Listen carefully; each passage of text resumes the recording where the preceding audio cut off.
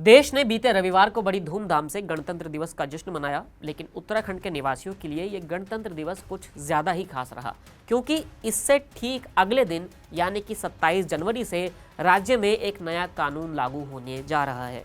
वो कानून जो भारतीय जनता पार्टी के एजेंडे में लंबे वक्त से शामिल है और जिसकी मांग समय समय पर पूरे देश में लागू करने की होती रहती है। प्रदेश में सोमवार से समान नागरिक संहिता यानी कि यूसीसी लागू कर दिया जाएगा और इसके साथ ही ये भारत का पहला राज्य होगा जहां पर ये कानून प्रभावी रूप से लागू होगा। यूसीसी के लागू होते ही बहुत सारी चीज़ें बदल जाएंगी, जिसको लेकर जागरूकता अभियान भी चलाए जाने की बात कही जा रही है।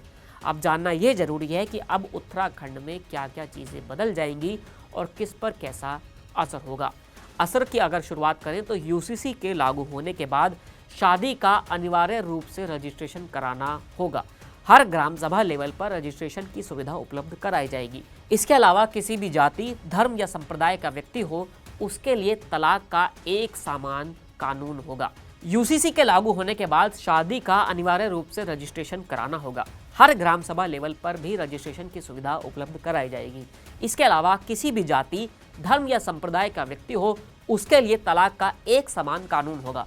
फिलहाल देश में हर धर्म के लोग इन मामलों का निपटारा अपने अपने पर्सनल लॉ के जरिए करते हैं। अब उत्तराखंड में बहुविवाह पर रोक लग जाएगी।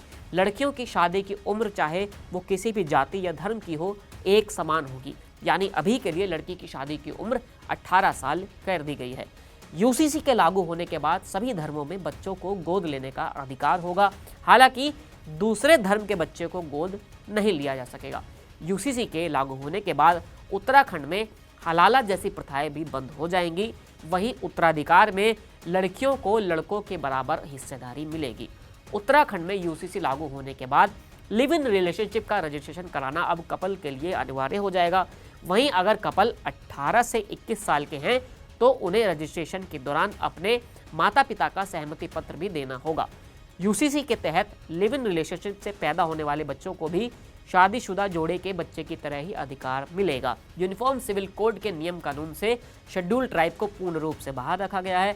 इसके अलावा ट्रांसजेंडर और धार्मिक मामलों जैसे पूजा पद्धति व परंपराओं से किसी तरह की छेड़छाड़ नहीं की गई है। बता दें कि उत्तराखंड में यूसीसी को लागू करना 2022 में हुए विधानसभा चुनावों के दौरान भारतीय जनता पार्टी के द्वारा किए गए प्रमुख वादों में से एक था। मार्च में दोबारा सत्ता संभालते ही पुष्कर सिंह धामी के नेतृत्व में मंत्रिमंडल की पहली बैठक में यूसीसी प्रस्ताव को मंजूरी देते हुए उसका मसौदा तैयार करने के लिए एक समिति का गठन किया गया था। साफ है कि बीजेपी का पूरा प्लान यूसीसी को देश भर में लागू करने का है, लेकिन उत्तराखंड उसका एक रास्ता बना है। माना यह जा रहा है कि बीजेपी शासित कुछ अन्य राज्य भी आने वाले समय में इस ओर बढ़ सकते हैं और इसके बाद ही इसे पूरे देश भर में लागू किया जाएगा।